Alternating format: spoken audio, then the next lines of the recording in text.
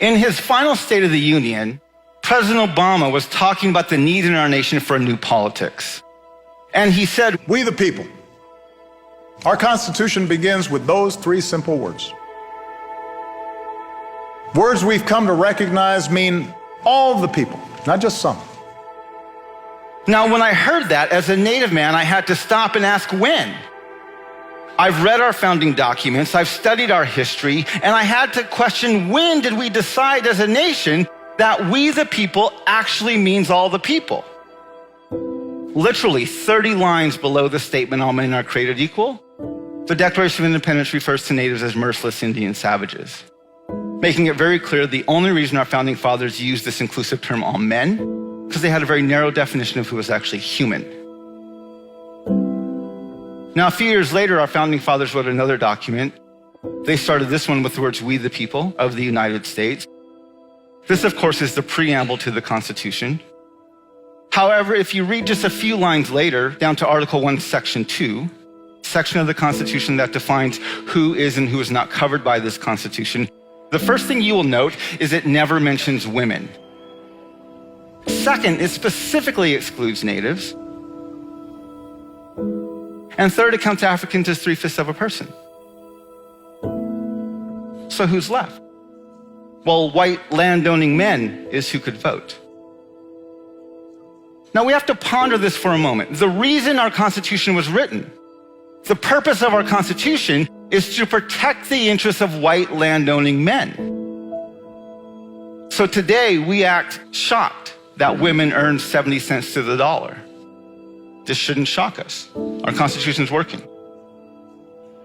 We act surprised that our prisons are filled with people of color. This shouldn't surprise us. Our Constitution's working. We act outraged that in 2010, the Supreme Court sided with Citizens United and rules that corporations now have the same rights to political free speech as individuals. This is what opens the door for super PACs, unlimited contributions to candidates. This shouldn't surprise us. The Constitution's doing exactly what it was designed to do. It's protecting the interests of white landowning men. So this makes our Constitution a systemically white supremacist and sexist document that assumes the white landowning male has the authority to decide who is and who is not human. See, we would rather believe that the United States of America is racist and sexist and white supremacist in spite of our foundation. But the truth is we are white supremacist, racist, and sexist as a nation because of our foundations, and we don't know what to do with that.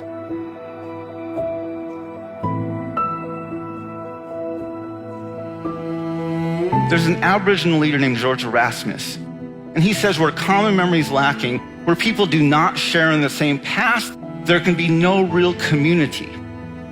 If you want to build community, he says, you have to start by creating a common memory. I think this quote is brilliant, and it gets to the heart of our nation's problem with race, which is we don't have a common memory.